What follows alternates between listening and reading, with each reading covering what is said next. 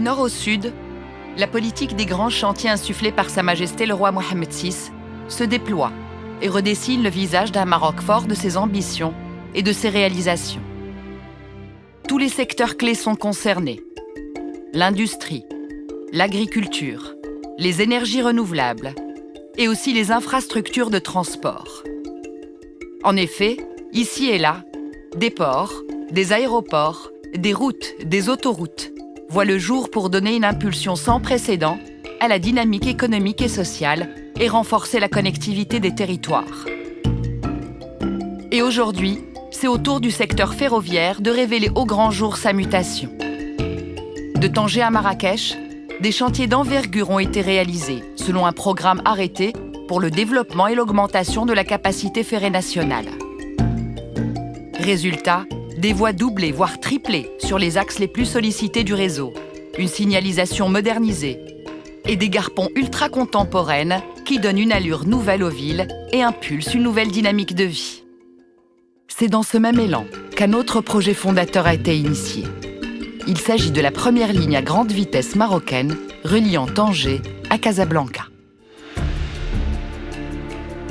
Lancée en 2011 par Sa Majesté le roi Mohammed VI, cette nouvelle ligne est un incroyable défi technologique et économique pour le royaume. Mais c'est aussi un exploit industriel, technique et une aventure humaine sans pareil.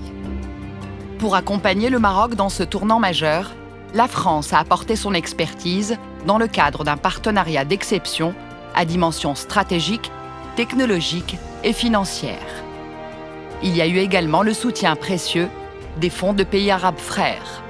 De Tanger à Casablanca, une série de chantiers géants à ciel ouvert a été engagée pour donner naissance à cette première ligne à grande vitesse. Il a fallu en effet définir le tracé le plus approprié, libérer les terrains, puis creuser, remuer, déplacer et stabiliser les terres face aux différentes contraintes des sols.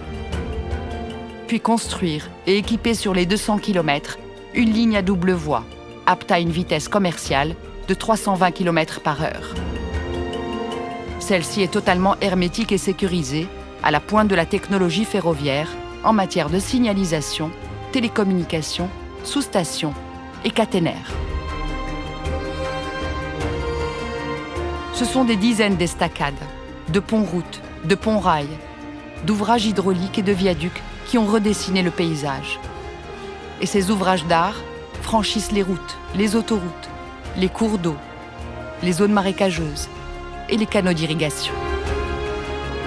Et ceci dans le strict respect de l'environnement et avec un accompagnement social et sociétal des riverains à travers des actions concrètes et ciblées.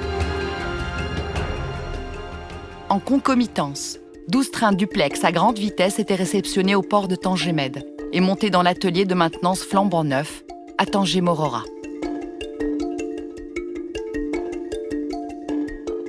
En parallèle de ces importants chantiers, une structuration en interne était engagée.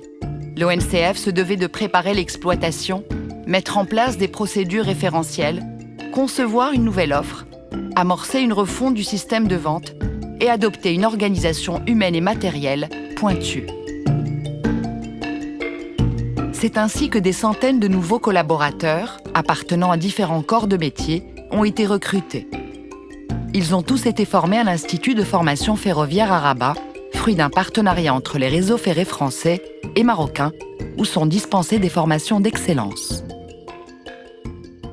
Baptisé Al-Boraq, le cheval ailé, le train grande vitesse va bientôt débuter sa course et révéler par la même occasion tout le chemin parcouru par le secteur ferroviaire pour inscrire le Maroc et les Marocains dans un temps nouveau.